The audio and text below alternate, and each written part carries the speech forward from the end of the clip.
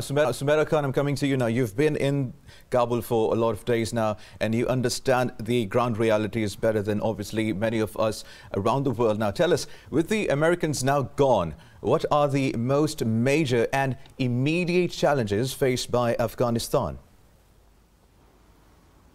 Munib, the foremost challenge for the Taliban right now is ISISK. Number one. Second will be obviously how do they go about Panjshir Valley's issue. Third is their economic conditions. And fourth, keeping an eye and keeping a watch on a humanitarian crisis. And fifth will be keeping an eye and keeping a watch on the human rights violations in Afghanistan, which is right now at a very low level, because I could not see in these past 2 weeks or more than 2 weeks since I'm here, I did not see any untoward scene with women and children. And instead, I am compelled to say, and most of my foreign journalist colleagues, those who were staying just besides me at my place, even they noticed one thing, that the crime rate goes to an extremely low point.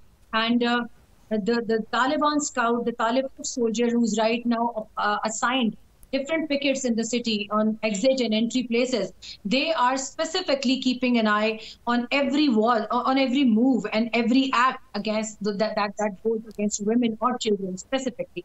So there is a good thing that at least we have some positivity from that side. But Taliban are right now taking major challenges. The issues as a major challenge for them is, one, that how they are going to run the country. Secondly, how they are going to form the country. Third, how they are getting their system and their country on a legitimate forum, like how they are going to earn recognition for Afghanistan with the incumbent setup.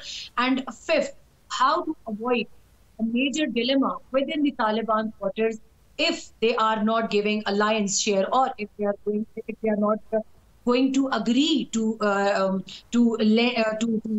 rendering a major share or a major chunk in power to the other ethnicities, like, for instance, Tajiks and Uzbeks.